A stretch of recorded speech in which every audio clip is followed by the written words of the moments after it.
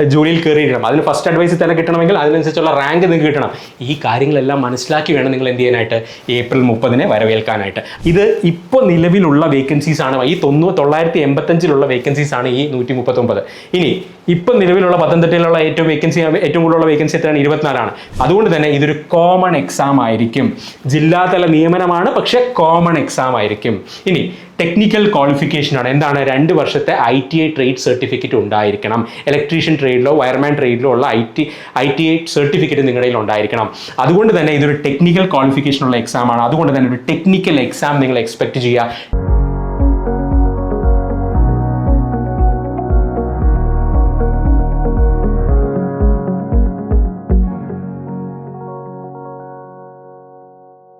എല്ലാവർക്കും നമസ്കാരം. സ്കോർ അക്കാഡമിയിലേക്ക് സ്വാഗതം. നമ്മൾ ഏറെക്കാലമായി പ്രതീക്ഷിച്ചിരുന്ന KCBയിലുള്ള ഇലക്ട്രിസിറ്റി വർക്കർ അഥവാ മസ്ദൂർ തസ്തികയുടെ നോട്ടിഫിക്കേഷൻ ഈ ഏപ്രിൽ 30 പബ്ലിഷ് ചെയ്യുമെന്ന് PSC ഒഫീഷ്യലി അനൗൺസ് ചെയ്തിരിക്കുകയാണ്.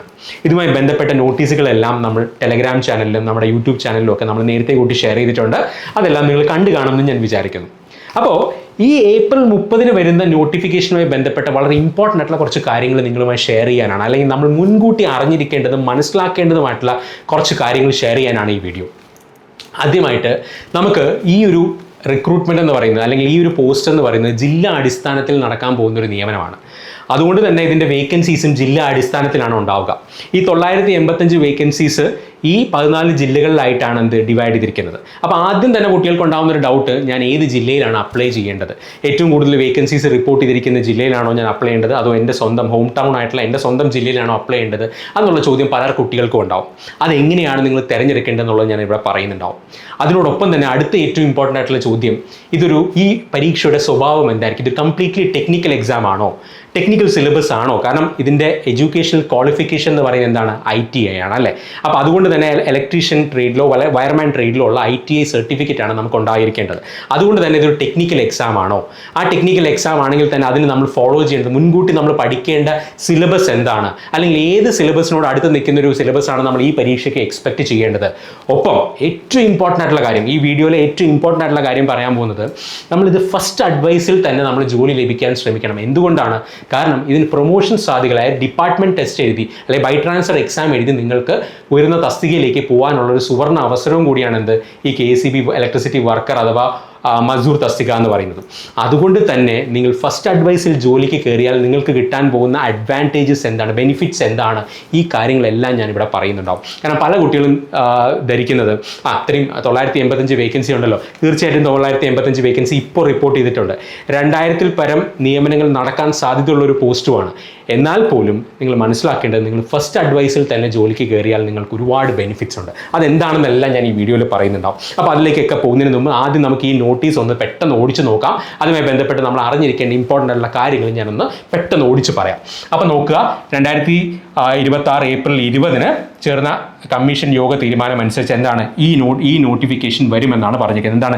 ജനറൽ റിക്രൂട്ട്മെന്റ് ജില്ലാതല നിയമനമാണ്, ജില്ലാതല റിക്രൂട്ട്മെന്റ് ആണ്. വിവിധ ജില്ലകളിലെ KCBയിലുള്ള ഇലക്ട്രിസിറ്റി വർക്കറിന്റെ നോട്ടിഫിക്കേഷൻ വരുമെന്നാണ് പറഞ്ഞിരിക്കുന്നത്. മറ്റ് ഡീറ്റെയിൽസ് എന്താണ് പറഞ്ഞിരിക്കുന്നത് നോക്കുക. ഇവിടെ പറഞ്ഞിട്ടുണ്ട്, ഗസറ്റ് തീയതി എന്ന് പറയുന്നത് 30/4/2026 ആണ്. അപേക്ഷ സ്വീകരിക്കുന്ന അവസാനത്തെ തീയതി 3/6/2026 ആണ്. അത് ഞാൻ ഇവിടെ പറഞ്ഞിട്ടുണ്ട്. അപ്പോൾ ഇതിന്റെ നോട്ടിഫിക്കേഷൻ വരാൻ പോകുന്ന ഗസറ്റ് ഡേറ്റ് എന്ന് പറയുന്നത് ഏപ്രിൽ 30, 2026 ആണ്. ലാസ്റ്റ് ഈ എക്സാമിന് വേണ്ടി നമുക്ക് അപ്ലൈ ചെയ്യാൻ സാധിക്കുന്ന ലാസ്റ്റ് ഡേറ്റ് എന്ന് പറയുന്നത് 3 ജൂൺ 2026 ആണ്. മറ്റ് ഡീറ്റെയിൽസ് എല്ലാം തന്നെ നമുക്ക് 1/5/2026 പുറത്തു വരുന്ന PSC ബുള്ളറ്റിനിൽ അവൈലബിൾ ആയിരിക്കുമെന്നും പറഞ്ഞിട്ടുണ്ട്. അല്ലെങ്കിൽ നമുക്ക് ഈ പറയുന്ന ഗസറ്റിൽ വരുന്ന നോട്ടിഫിക്കേഷൻ നമുക്ക് വായിച്ചാലും നമുക്ക് മറ്റ് ഡീറ്റെയിൽസ് എല്ലാം തന്നെ മനസ്സിലാവും. ഇതിൽ ഏറ്റവും ഇമ്പോർട്ടൻ്റ് ആയിട്ടുള്ള കുറച്ച് ചോദ്യങ്ങൾ എന്താണ്? ഞാൻ നേരത്തെ തന്നെ കാണിച്ചു. ഇതെന്താണ്? ഒരു ജനറൽ റിക്രൂട്ട്മെന്റ് ജില്ലാതല നിയമനമാണ്. അപ്പോൾ ഇതിൽ ഏറ്റവും വരുന്ന ചോദ്യം കണ്ടോ, ജനറൽ റിക്രൂട്ട്മെന്റ് ജില്ലാതലമാണ്. അപ്പോൾ ഏത് ജില്ലയിലാണ് അപ്ലൈ ചെയ്യേണ്ടത് എന്നുള്ളൊരു ചോദ്യം എല്ലാ കുട്ടികൾക്കും വരും. നോക്കാം, നമ്മുടെ ആദ്യം തന്നെ വേക്കൻസീസ് കാര്യം പറയുകയാണെങ്കിൽ, വേക്കൻസി പബ്ലിഷ് ചെയ്തതാണെങ്കിൽ ഏകദേശം 985 വേക്കൻസി ഇപ്പോൾ നിലവിലുണ്ടെന്നാണ് പറഞ്ഞിരിക്കുന്നത്. അത് ജില്ലാ അടിസ്ഥാനത്തിൽ ഇങ്ങനെയാണ് പറഞ്ഞിരിക്കുന്നത്. ഞാൻ ഇവിടെ ഇത് അറേഞ്ച് ചെയ്തിരിക്കുന്നത്, ഏറ്റവും കൂടുതൽ വേക്കൻസീസ് റിപ്പോർട്ട് ചെയ്തിരിക്കുന്നത് എറണാകുളം ജില്ലയിലാണ്, ഏറ്റവും കുറവ് പത്തനംതിട്ടയിലാണ്. അപ്പോൾ സ്വാഭാവികമായി എല്ലാവരും ചിന്തിക്കുന്നതാണ്, ഏറ്റവും കൂടുതൽ വേക്കൻസി ഉള്ള ജില്ലയിലാണോ ജില്ലയിലാണോ ഞാൻ അപ്ലൈ ചെയ്യേണ്ടതെന്നുള്ളതാണ്. എഗെയിൻ നിങ്ങൾ ശ്രദ്ധിക്കുക, നിങ്ങൾ അങ്ങനെ അപ്ലൈ ചെയ്യുമ്പോൾ നിങ്ങൾ നോക്കുക 139 വേക്കൻസീസ് അവിടെ ഉണ്ടെങ്കിൽ ഇത് ഇപ്പോൾ നിലവിലുള്ള വേക്കൻസീസ് ആണ്. ഈ 985 വേക്കൻസീസ് ആണ് ഈ 139. ഇനി ഇപ്പം നിലവിലുള്ള പത്തനംതിട്ടയിലുള്ള ഏറ്റവും കൂടുതലുള്ള വേക്കൻസി എത്രയാണ്? 24 പക്ഷേ ഞാൻ നേരത്തെ പറഞ്ഞു 2000-ൽ പരം നിയമനങ്ങൾ നടക്കാൻ സാധ്യതയുള്ള ഒരു പോസ്റ്റാണ്. അതുകൊണ്ട് തന്നെ ഈ എല്ലാ ജില്ലകളിലുമുള്ള വേക്കൻസീസ് അല്ലെങ്കിൽ ഈ അപ്പോയിൻമെന്റ്സ് എന്ന് പറയുന്നത് ഇതിനേക്കാൾ കൂടുതലായിരിക്കും. അതുകൊണ്ട് ഇത് നിങ്ങൾക്ക് നിങ്ങളുടെ ജില്ലയിലുള്ള വേക്കൻസി കുറവാണെന്ന് കരുതി മറ്റൊരു ജില്ലയിൽ പോയി നിങ്ങൾ അപ്ലൈ ചെയ്യേണ്ട ആവശ്യമില്ല. എല്ലാ ജില്ലകളിലുമുള്ള വേക്കൻസീസ് കൂടാനാണ് സാധ്യത. അത് നമ്പർ 1. ഇനി രണ്ടാമത്തെ കാര്യം, നിങ്ങളുടെ ജില്ല അല്ലാതെ വേറൊരു ജില്ലയിൽ വേക്കൻസി കണ്ട് അപ്ലൈ ചെയ്യുകയാണെങ്കിൽ നിങ്ങൾ മനസ്സിലാക്കേണ്ട ഒരു കാര്യം, ജില്ലാതല നിയമനത്തിൽ അതായത് PSC നടത്തുന്ന ജില്ലാതല നിയമനത്തിൽ നിങ്ങൾ ഏത് ജില്ലയിലാണോ നിങ്ങൾ പരീക്ഷ എഴുതുന്നത് അല്ലെങ്കിൽ ഏത് ജില്ലയിലാണോ നിങ്ങൾ അപ്ലൈ ചെയ്യുന്നത് അവിടെ തന്നെയായിരിക്കും നിങ്ങൾ മുന്നോട്ട് വർക്ക് ചെയ്യേണ്ടി വരിക. ഇനി അതല്ല നിങ്ങൾ മറ്റു ജില്ലയിലേക്ക് ട്രാൻസ്ഫറോ അല്ലെങ്കിൽ അതുപോലെ തന്നെ പ്രൊമോഷൻ അനുസരിച്ച് അല്ലെങ്കിൽ നിങ്ങൾ മിനിമം സമയം കഴിഞ്ഞിട്ടൊക്കെ പോകാൻ ശ്രമിക്കുകയാണെങ്കിൽ തന്നെ നിങ്ങളുടെ സീനിയോറിറ്റിയൊക്കെ എന്ത് ചെയ്യും, അത് എഫക്ട് ചെയ്യാനുള്ള സാധ്യതയുണ്ട്. അതുകൊണ്ട് തന്നെ നിങ്ങൾക്ക് എവിടെയാണോ നിങ്ങൾ ജോലി ചെയ്യാൻ താല്പര്യം, നിങ്ങളുടെ സ്വന്തം ജില്ലയാണെങ്കിൽ സ്വന്തം ജില്ലയിൽ തന്നെ അപ്ലൈ ചെയ്യാൻ ശ്രമിക്കുക. ഈ ഒരു വേക്കൻസി മാത്രമായിട്ട് നിങ്ങൾ എന്ത് ചെയ്യേണ്ട, അത് കണ്ട് അത് പേടിച്ച് അത് കിട്ടുമോ എന്ന് പേടിച്ച് വേറെ കൂടുതൽ വേക്കൻസി ഉള്ള ജില്ലയിൽ പോയി അപ്ലൈ ചെയ്യണം എന്നില്ല. നിങ്ങളുടെ സ്വന്തം ജില്ലയിൽ അപ്ലൈ ചെയ്യാൻ നന്നായിട്ട് പഠിക്കുക, അതിൽ തന്നെ കയറാൻ നോക്കുക. കാരണം ഇതിൻ്റെ എല്ലാ ജില്ലാ അടിസ്ഥാനത്തിൽ തന്നെ ഈ വേക്കൻസീസ് എല്ലാം കൂടും. ഞാൻ നേരത്തെ പറഞ്ഞ പോലെ 2000-ന് പുറത്ത് അപ്പോയിൻമെന്റ്സ് നടക്കാൻ സാധ്യതയുള്ളൊരു പോസ്റ്റാണ്. അതുകൊണ്ട് സ്വന്തം ജില്ലയിൽ അല്ലെങ്കിൽ നിങ്ങൾക്ക് കംഫർട്ടബിൾ ആയിട്ടുള്ള ജില്ലയിൽ തന്നെ അപ്ലൈ ചെയ്യുക. ഞാൻ പറഞ്ഞു മറ്റ് ജില്ലയിൽ പോയി അപ്ലൈ ചെയ്യുകയാണെങ്കിൽ നിങ്ങൾ ട്രാവലൊക്കെ ചെയ്ത് പോകാമെന്നൊക്കെ വിചാരിക്കും, പക്ഷെ അത് പോകെ നിങ്ങൾക്ക് തന്നെ അതൊരു ചിലപ്പോൾ ഒരു ബുദ്ധിമുട്ടായി മാറിയേക്കാം. അതുകൊണ്ട് നിങ്ങൾക്ക് താല്പര്യമുള്ള ജില്ലയിൽ അല്ലെങ്കിൽ നിങ്ങളുടെ ഇഷ്ട ജില്ലയിൽ തന്നെ അപ്ലൈ ചെയ്യുക. വേക്കൻസി നോക്കി അപ്ലൈ ചെയ്യാതിരിക്കുക. കാരണം ഒരിക്കൽ മറ്റ് ജില്ലയിൽ പോയി അപ്ലൈ ചെയ്ത് കഴിഞ്ഞാൽ നിങ്ങൾ അവിടെ തന്നെ മിനിമം 5 വർഷം നിങ്ങൾ അവിടെ തന്നെ ആയിരിക്കണം. മറ്റ് ട്രാൻസ്ഫറിൻ്റെയും മറ്റ് പോസിബിലിറ്റീസിനൊക്കെ പലതരത്തിലുള്ള പ്രൊസീജിയേഴ്സും അതുപോലെ തന്നെ സീനിയോറിറ്റിയൊക്കെ അത് എഫക്ട് ചെയ്യാനുള്ള സാധ്യതയുണ്ട്.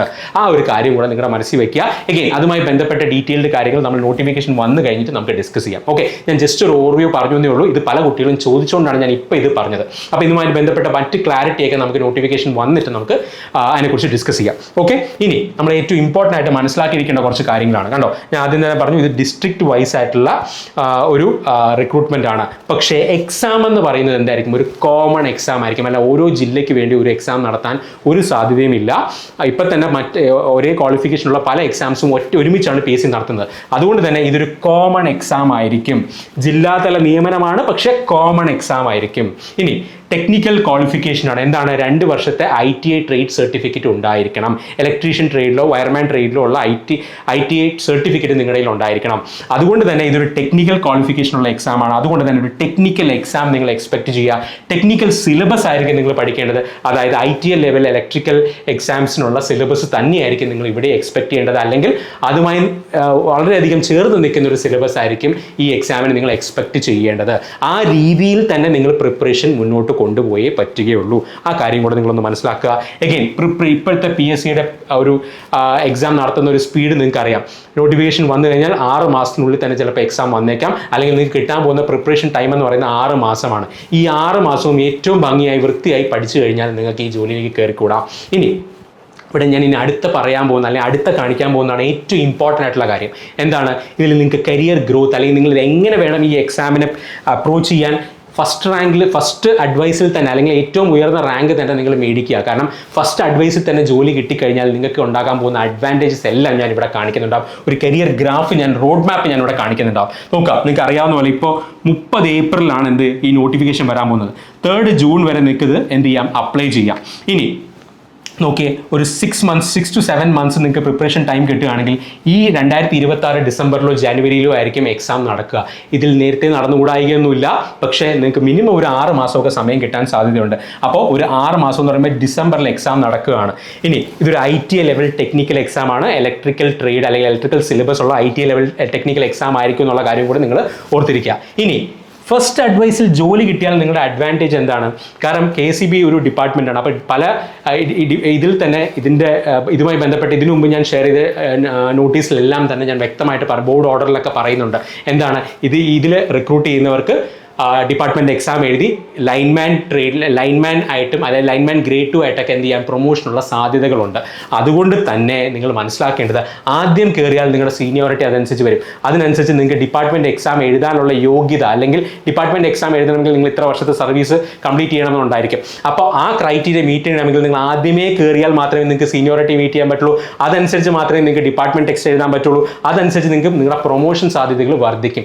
ഇപ്പോൾ മനസ്സിലായോ? 985 വേക്കൻസി അല്ലെങ്കിൽ 2000 വേക്കൻസി ഉണ്ടെങ്കിലും ഈ പറയുന്ന ഒരു ജോലി കിട്ടുമായിരിക്കും. പക്ഷേ ആദ്യം കിട്ടിക്കഴിഞ്ഞാൽ അതനുസരിച്ചുള്ള അഡ്വാൻറ്റേജസ്, അതനുസരിച്ചുള്ള സീനിയോറിറ്റി, അതനുസരിച്ചുള്ള പ്രൊമോഷൻ സാധ്യതകൾ ഒരുപാട് കൂടുകയാണ്.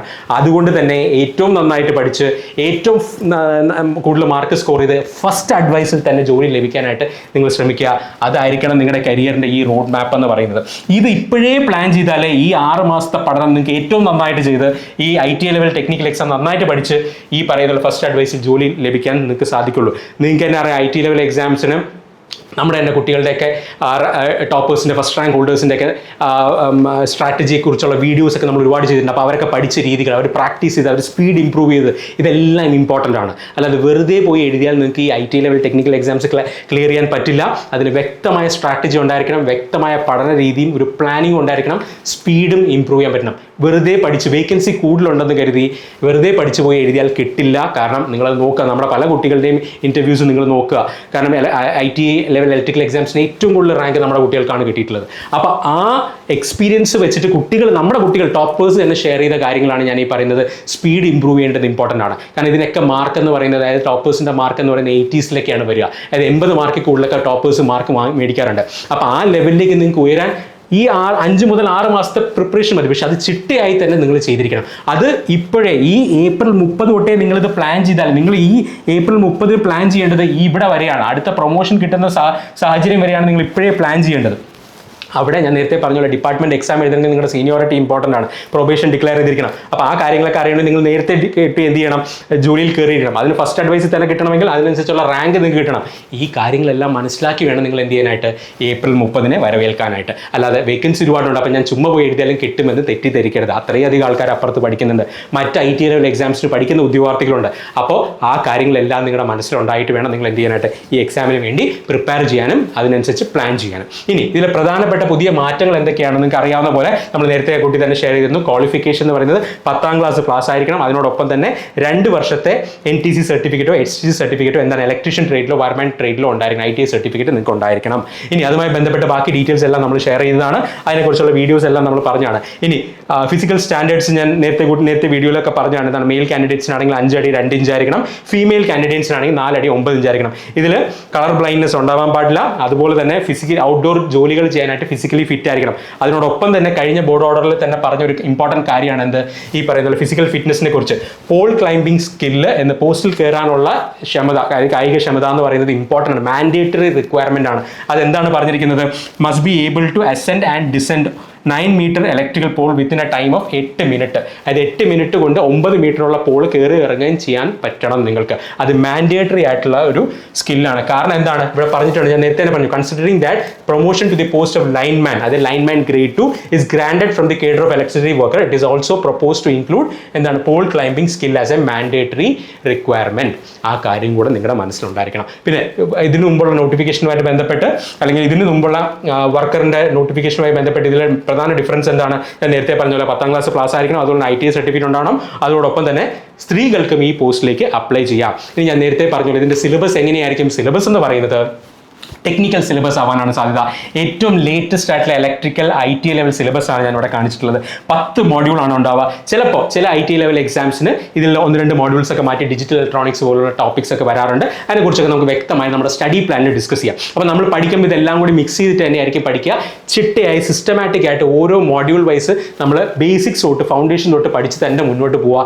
എന്നാൽ മാത്രമേ നമുക്ക് ഈ ക്വസ്റ്റ്യൻസ് ആൻസർ ചെയ്യാനും സ്പീഡ് നമുക്ക് ഡെവലപ്പ് ചെയ്യാൻ പറ്റുള്ളൂ. ഞാൻ നേരത്തെ പറഞ്ഞു, ഇത് ഫസ്റ്റ് അഡ്വൈസിൽ ജോലി കിട്ടണമെങ്കിൽ അത്രയും തന്നെ മാർക്ക് വേണം, അത്രയും അഡ്വൈസ് ജോലി. കാരണം നമ്മൾ ചിലപ്പോൾ നമ്മുടെ ഒരു 1-2 മാസത്തെ പ്രിപ്പറേഷൻ ആയിരിക്കും നമ്മുടെ ആ കരിയറിലെ 3, 4, 5 വർഷം തീരുമാനിക്കുന്നത്. അപ്പോൾ അതുകൊണ്ട് തന്നെ ആ കാര്യങ്ങളെല്ലാം ഓർത്ത് വെച്ചിട്ട് വേണം നിങ്ങൾ എന്ത് ചെയ്യാനായിട്ട്, പ്രിപ്പറേഷൻ സ്റ്റാർട്ട് ചെയ്യാനായിട്ട്. അപ്പോൾ ഇതുമായി ബന്ധപ്പെട്ട് ബാക്കി ഡീറ്റെയിൽസും ബാക്കി സിലബസിനെ കുറിച്ചും ഒക്കെ സ്റ്റഡി പ്ലാൻ എല്ലാം നമ്മുടെ ചാനൽ, യൂട്യൂബ് ചാനലിലും ടെലഗ്രാം ചാനലിലും എല്ലാം വരുന്നുണ്ടാവും. ഇനി ഇതിൻ്റെ ഇലക്ട്രിസിറ്റി വർക്കർ അഥവാ മസ്ദൂർ തസ്തികയുടെ ഫുൾ കോഴ്സ് നമ്മുടെ ആപ്പിൽ നമ്മൾ ഉടനെ തന്നെ അനൗൺസ് ചെയ്യുന്നതായിരിക്കും. ഏറ്റവും മികച്ച ക്ലാസ്സുകൾ നമ്മളുടെ തന്നെ IT ലെവലിൽ ഏറ്റവും കൂടുതൽ റാങ്ക് ഇലക്ട്രിക്കൽ, അതുപോലെ ഇലക്ട്രീഷ്യൻ അല്ലെങ്കിൽ ട്രേഡ്സ്മാൻ, ഈ എക്സാംസിലൊക്കെ ഫസ്റ്റ് റാങ്ക് ഉൾപ്പെടെ ഏറ്റവും കൂടുതൽ റാങ്ക് കിട്ടിയ നമ്മളെ കുട്ടികളും കൂടി അപ്രൂവ് ചെയ്തൊരു സ്റ്റഡി പ്ലാൻ ആയിരിക്കും നമ്മൾ ഈ ഒരു കോഴ്സിലും നമ്മൾ ഫോളോ ചെയ്യുക. അപ്പോൾ ഞാൻ നേരത്തെ പറഞ്ഞ പോലെ ഈ അടുത്ത 6 മാസം ഏറ്റവും നന്നായിട്ട് പഠിച്ച് ഏറ്റവും കൂടുതൽ മാർക്ക് വാങ്ങി ഫസ്റ്റ് അഡ്വൈസിൽ ജോലി കിട്ടാനായിരിക്കണം നമ്മുടെ ലക്ഷ്യം. അല്ലാതെ 1000 വേക്കൻസി ഉണ്ട്, 2000 വേക്കൻസി ഉണ്ട്, അതുകൊണ്ട് എന്തെങ്ങനെയെങ്കിലും പോയാൽ ജോലി കിട്ടുമെന്ന് പ്രതീക്ഷിച്ച് പോരുത്. നന്നായിട്ട് പഠിക്കുക, ഫസ്റ്റ് അഡ്വൈസിൽ തന്നെ ജോലി കിട്ടാൻ ശ്രമിക്കുക. ഇതുമായി ബന്ധപ്പെട്ട എല്ലാ അപ്ഡേറ്റ്സും സ്കോർ അക്കാഡമി എന്ന ടെക്നിക്കൽ യൂട്യൂബ് ചാനലിൽ അവൈലബിൾ ആയിരിക്കും. അപ്പോൾ വീണ്ടും അടുത്ത വീഡിയോ ആയിട്ട് കാണാം. Thanks a lot for watching and stay tuned.